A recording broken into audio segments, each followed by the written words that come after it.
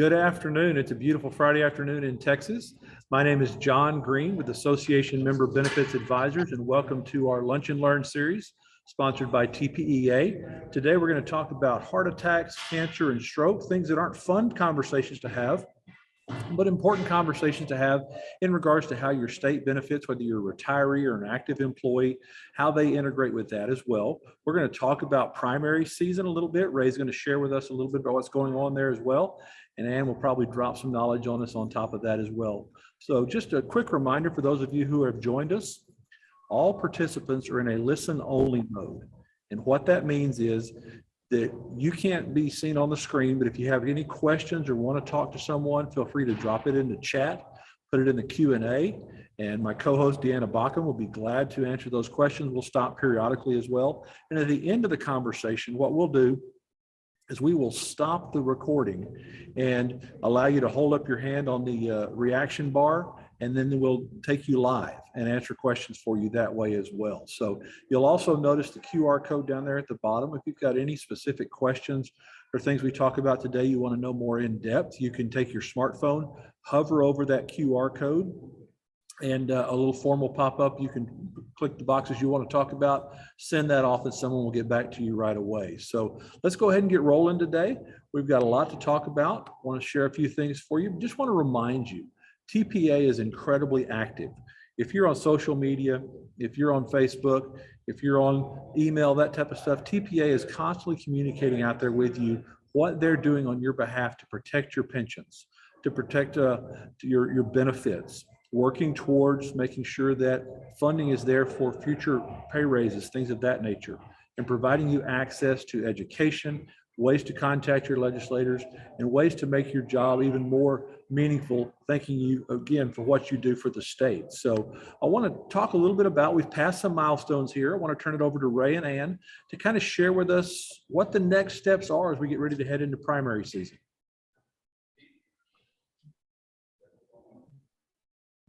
So, thank all of the state of Texas. This recent freeze, while not like last year's, yet again, how very valuable state employees are to all that keep this state running, and that you persist in the face of such climate problems.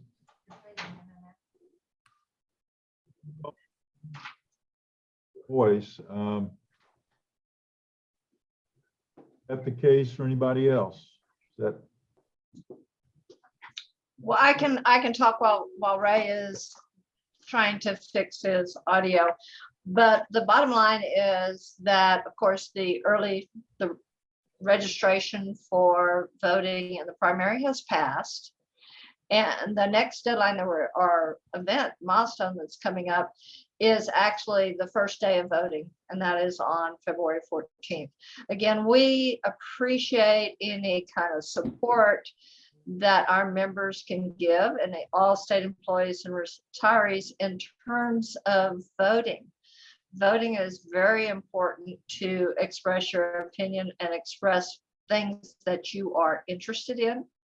And one of the things that TPEA has done recently is we asked all the candidates who are running for office to fill out a questionnaire, and so ask them, what is their qualification for office? What is their opinion on a retiree benefit increase or enhancement? And what is their opinion on across the board pay raise? And we are getting responses, and those responses are actually very candid, and they are honest. And I urge you to go and look at the responses that we post on our webpage, the Instagram, our Facebook page, as well as the other social media pages, and scroll through them, not only your district that you are in, but also the statewide offices. There are certain candidates who are very pro state employees, and there are certain candidates who I wouldn't say that they're not pro state employees, don't believe in across the board payments, and don't believe in pension enhancements. And all that is on our websites as well as our social media pages for you to go look at. So please go and look at it before you go out and vote, but importantly, go vote. The other thing I'd have to say about voting is that it can be overwhelming because of all the number of races on the ballot. But remember, you don't have to vote in every race. Don't guess. You either know the candidates or know the position of the candidates or you don't. But if you guess, a lot of times people with familiar sounding names or popular names will get elected, and they may or may not be the most qualified candidate or the candidate that supports the issues that you are interested in. So with that said, I will turn it back over to John. Thank you, Ann. I appreciate that. I'm going to keep my video off to hopefully save a little bandwidth. I've got some internet issues. I hope that's not too much of a difficulty, but I will stress again, go out and get on the Facebook page for TPEA. What you've been doing with your candidates out there is very impressive. Nonpartisan, both sides of the aisle, so to speak. Lots of great information out there. Make your voice heard. This is the opportunity to do that. And as the slide says there, the primary is where that action is. Now is the time when not only is the primary election to make your voice heard, but legislators that are preparing for the next legislative session are starting to build their bills, starting to put their things together in preparation for the next legislative session. So, Ann, thank you very much for sharing with us. We appreciate that. We'll keep right on rolling here. Just a quick reminder, with TPEA and AMBA together, the goal is that we can help you out with your benefits that are not covered by the state. We can fill those gaps that are in there as well. They're portable if you leave state employment for whatever reason. We have many TPEA members either retire, they go into private service, or they bounce back and forth between a county position and a state position. They're portable. But another big reason is that they can extend those benefits to their family members, whether they're their adult children who've aged out of their state benefits or they're to their parents that were never eligible to start with. So that's an opportunity for you as a member of TPEA. We're going to talk, because it is American Heart Month, talk about cancer, heart, and stroke today. And we're going to kind of go through here and reinforce some of the numbers behind it, show you kind of what the situation is based on the different situations with heart, and find out what's not covered as part of your plan with the state. And the reason we're talking about this today is because heart disease, meaning heart attack and stroke, and cancer are two of the top three related health issues in America today. And when it comes to bankruptcy, medical bankruptcy is about 2/3 of the reason why people have to file bankruptcy. So it can be, even for people who have insurance, a cancer diagnosis, a heart attack, a stroke, something like that can have a great impact on your financial well-being. And as we continue to live longer, that chance that we have a heart attack or stroke or a cancer diagnosis grows as well. And so it's important to understand these numbers because we can prepare as we go along to make sure that we're in the best financial position to take advantage or to buffer those challenges that we may have if we do have one of those diagnoses. And when it comes to cancer, the American Cancer Society tells us that 1 in 2 men will be diagnosed with cancer sometime in their lifetime, and 1 in 3 women will be diagnosed with cancer in their lifetime. Now, prostate cancer for men is probably the most common. Breast cancer for women is the most common as well for women. And so you can see cancer impacts everyone. I'm sure there's not somebody on this call, not everyone on this call has had some form of impact of cancer, be it themselves, a family member, someone they work with. They know of someone that's been impacted by cancer sometime in their lifetime. And when it comes to heart attacks, Americans have 800,000 Americans every year have a heart attack. And the average cost, insured, uninsured, doesn't matter, is about $760,000 for that heart attack treatment. Stroke is, while it's the 4th leading cause of death in America, it's the #1 cause of disability. And I can tell you from personal history from my father with the strokes that he had before he had to go into a nursing home, it was quite expensive, the recovery time period, things like that as well. So disability from a stroke is the #1 cause, especially people having to quit their jobs. So it's really important to understand these numbers because the cost related to them insured or uninsured, impacts everyone. From a stroke, just the first year after you're discharged from a stroke, about $17,000. Medications, rehabilitation services, even with insurance, co-pays, things like that, co-insurance clauses, they can add up. So it can be a hit to your financial situation if you are diagnosed with a stroke or have a stroke. When it comes to cancer, again, 1 in 2 men, 1 in 3 women, we pay out about $5.6 billion out of our pocket just for cancer treatment and the care surrounding that alone, and that's growing by about 34%. So it's a significant number that continues to go up, even with insurance. And so I want to kind of break that down for you, show you a little bit about how the state insurance plans work, some of the, I don't want to call them bugaboos, but some of the areas that you may not think of because you have very good coverage. But just to let you know where some of the impacts could be out there, because people think, if I have health insurance and I'm diagnosed with cancer, or I have a heart attack or a stroke, I'm covered. Everything's covered, right? Well, the good news is they're low doctor copays for the most part if you're insured.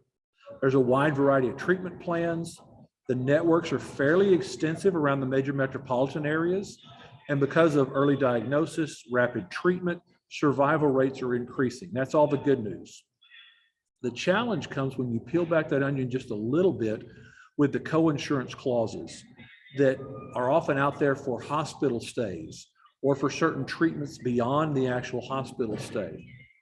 Then you get into specialists that have chosen not to participate in a network, whether it could be because they're too far away from a major metropolitan area in that network, or they've said that the reimbursement rates are not to their standards, but they can provide the care that you need there.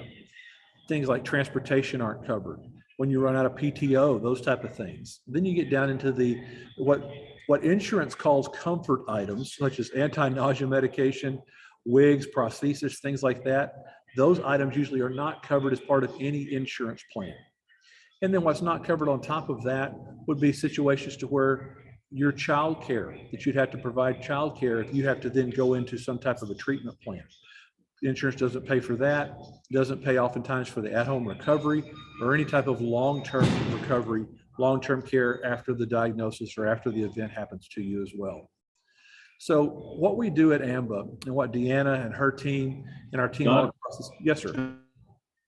Don, do you still want me to give a little example of this? Or? I do have an example for you here in just a moment, Ray. Okay, all right. I'm sorry. I was just want to let you know I'd moved back it into Ann's so that we can have better reception, better audio. We can definitely hear you. Thank you. Great. So yeah, so I want to save Ray's testimony for the end because it's really important that you understand how it impacts you firsthand. This is a little bit more of a academic look. When you look at all the plans that you have in the state of Texas, you have very good plans. Don't let me put any doubt in your mind in that regard. But when you dig back a little bit deeper, you find that depending upon the plan that you're on, you can have deductibles that run close to $4,000 per individual. Out-of-pocket maximums up to $7,000 a year. Some of the copays are up to $750 for an inpatient hospital stay.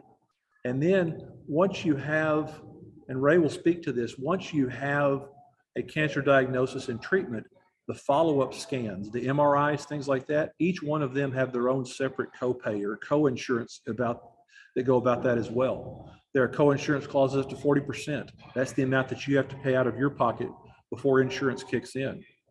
You've got co-insurance clauses on durable medical equipment, some of that aftercare equipment that you may need for stroke recovery, cancer recovery, things like that. And then some of the limits and copays on the different recovery, rehabilitation, and therapy procedures that are out there as well. So it's important to understand this. Go out and check out the ERS website. It shows you all of this in a phenomenal grid form. It's about 8 pages long. So you have to kind of pick and choose through there what may apply to you in a specific cancer, heart attack, or stroke situation. But it's very important to understand what is out there for you. And for those of you who are retired and maybe also on Medicare as well, in addition to your state plan, you've got to watch out for that qualifying language. Medicare has a nice brochure called Medicare Coverage of Cancer Treatment Services. It's really spelled out. It's a phenomenal treatment or a phenomenal cure for insomnia if you're going to read it one night. But it goes through and talks about specific qualifying language. And you see some of those things here that talks about inpatient stay versus observation status, some clinical trials, if this, many are, some coverage out there. So it qualifies it pretty defined in there, but it also specifically spells out what Medicare doesn't cover.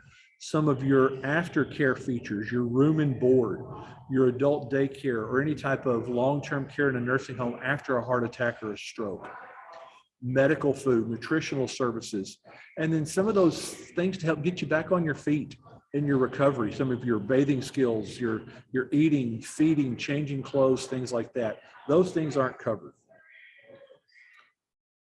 And even if your doctor says that you need this particular procedure or this type of recommended healthcare regimen after your heart attack or a stroke, if it's not covered by Medicare, you may be responsible for some or all of the costs. So we think that Medicare or insurance pays for everything.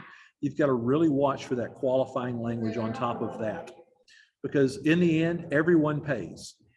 And part of this is because that many of the providers are now outside of network, or they're part of a chain that would cause a surprise billing or a balance billing. Let me give you an example. Say, for instance, you go to a network doctor and you are diagnosed with cancer and you receive treatment in a network facility. There may be somewhere along the way someone who reads your MRI, someone who reads your scan that is not part of the network, and they can bill outside of the network and be something different. So there are some costs that can be impactful in there.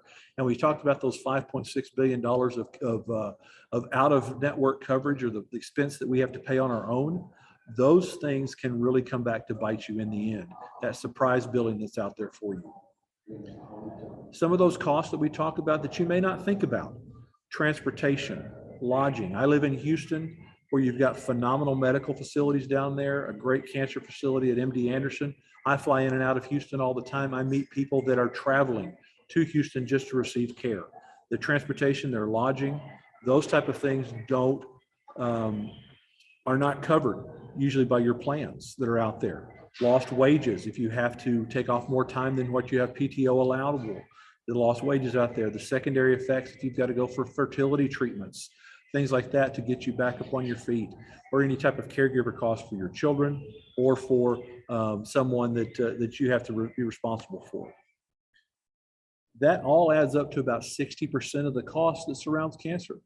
So we think about having good insurance, which you have great insurance through the state, but 60% of the costs that add up are not related to expenses that are covered by insurance, transportation and things like that. Now I want to have Ray kind of tell us in his own words what happened with his diagnosis. We're thankful that you're here, Ray. So kind of tell us what happened with you.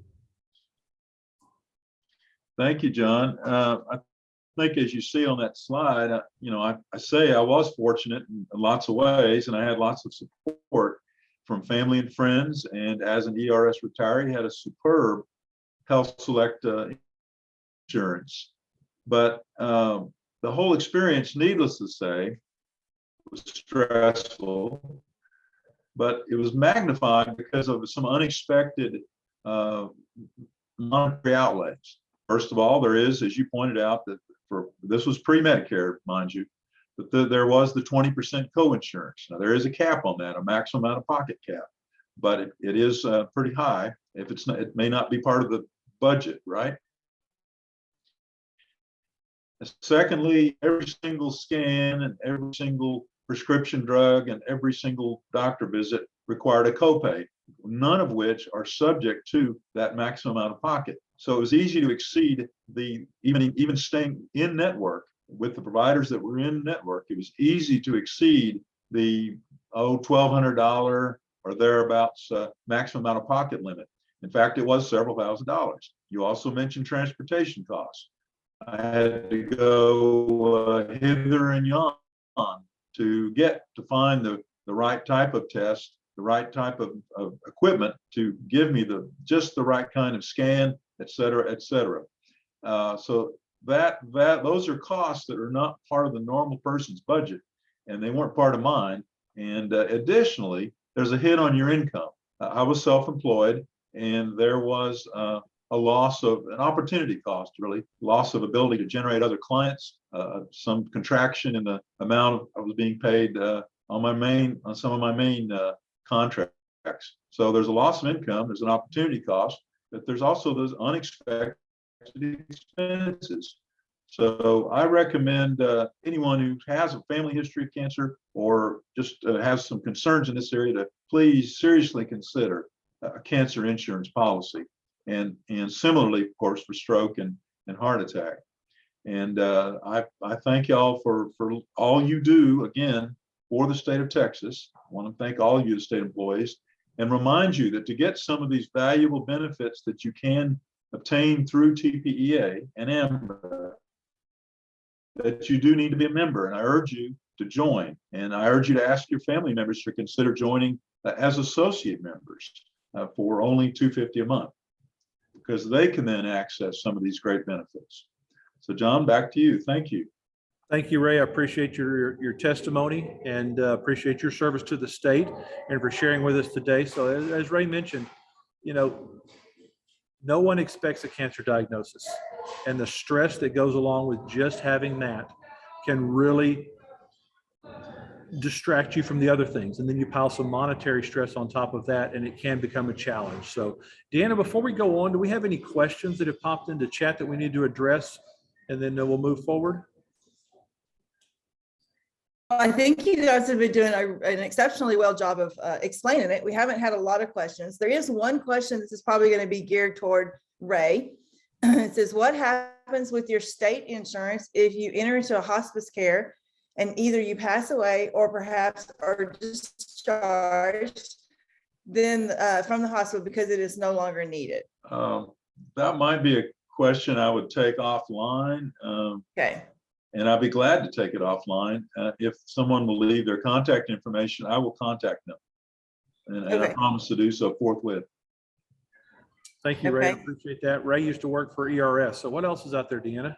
And we've had 3 hand raisers. So I just instructed them if they could either put it in chat or send it privately with the Q&A or stay online after, that you and I would both answer it. But I don't have questions. I just have hand raisers. Great. And we will come to the hand raisers at the end of the conversation. I'll allow you to open up and speak that way. We are recording this. We'll have this on the TPA website in the members section very soon, probably early next week there. So Ray talked about his own personal experience. And I showed you the numbers in terms of 1 in 2 men, 1 in 3 women do have cancer in their lifetime sometime. We all know, everyone on this call knows someone that has had cancer or they've had it themselves. The state does not offer a separate cancer, heart attack, and stroke plan. That's why TPEA has stepped up and partnered with AMBA to find for you the best of the best opportunity out there. There is a plan that is available that you can get up to $75,000 cash to use the money any way you like when you're diagnosed with cancer, have a heart attack, or a stroke. The payment can be made directly to you. You can choose to assign it to a hospital however you want to. You can cover just yourself, your family members, your spouse. You can have, like as Ray mentioned, if you've got parents, they can purchase a plan on their own as well. It's not impacted by any other insurance that you have.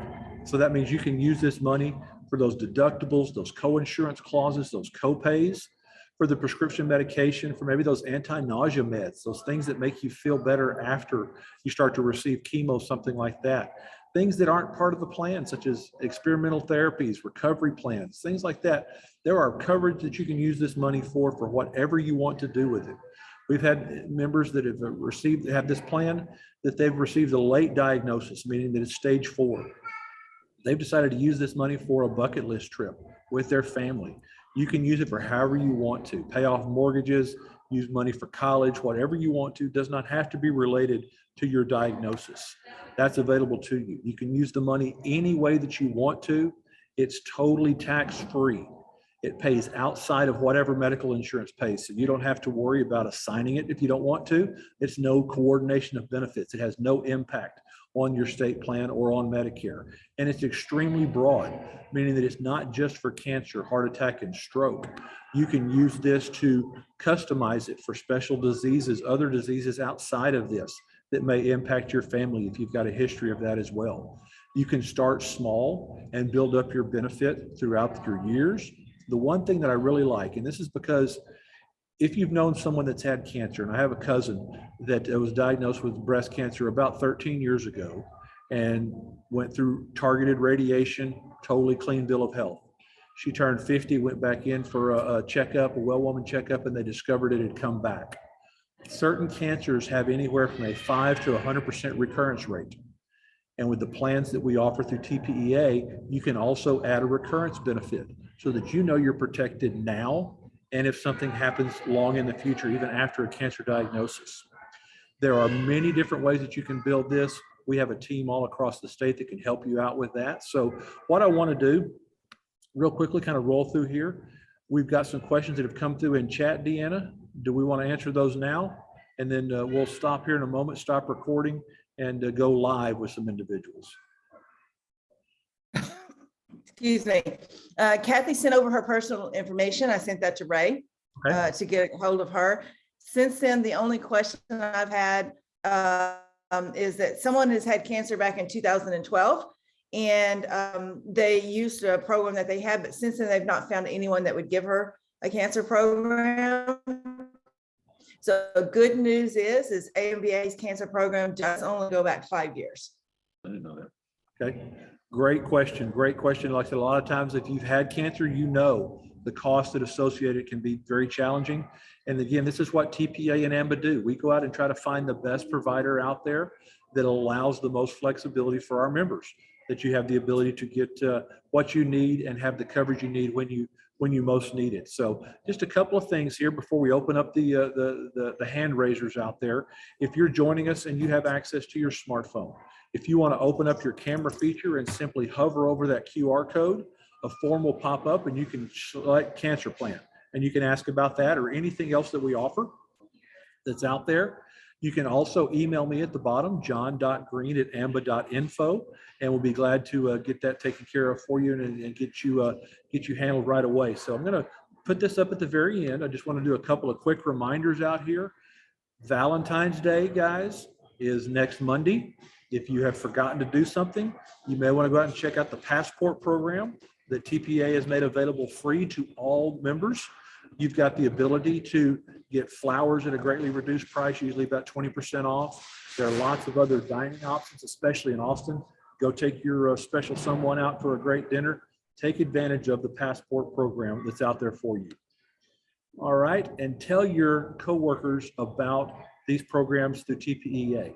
This is a great way to introduce them to TPEA, help them become a member, and help grow our voice so that when it comes down to pension, pay, and benefit issues, we've got a stronger voice out there. So I am going to stop here in a moment just to remind you about our upcoming webinar series. We've got here in a couple of weeks, we're going to give all the new discounts that have come out for spring break travel. We're going to talk about that. Then we're going to come back in March and go through kind of the best of retirement tips, Texas Saver, Medicare, Social Security, all that kind of stuff. And then end the month and end the quarter, how to protect your nest egg, best of all. So let's go ahead and stop recording now.